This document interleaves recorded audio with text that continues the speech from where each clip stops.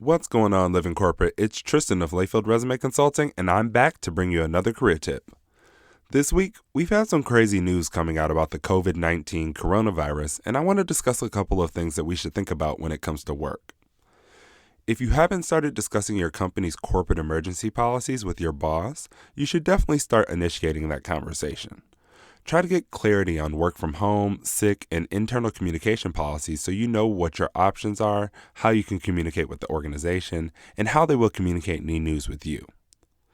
When you get a moment, check your sick and paid time off totals. Many people have to self-isolate if they come into contact with the virus, and according to news reports, some companies are requiring people to use sick or paid time off during that time.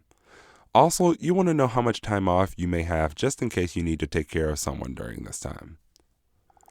If you do have to go into the office, make sure to wash your hands frequently. We've all seen those coworkers who go to the restroom and leave without a bit of soap and water touching those hands.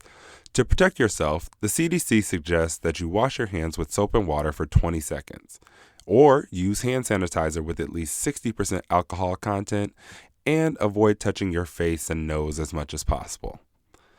If you have children, take the time to determine a contingency for childcare. Some daycares and schools may need to shut down while you still need to go to work. Try to figure out an alternative childcare method just in case. There's also been many reports of large gatherings being canceled and more things being closed during this time. So what I've been thinking about is preparing for disruption in my everyday life.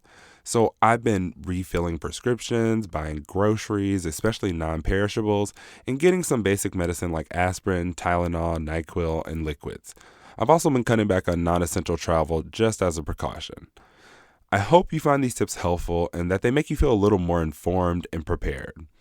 This tip was brought to you by Tristan of Layfield Resume Consulting. Check us out on Twitter, Instagram, and Facebook at Layfield Resume, or connect with me, Tristan Layfield, on LinkedIn.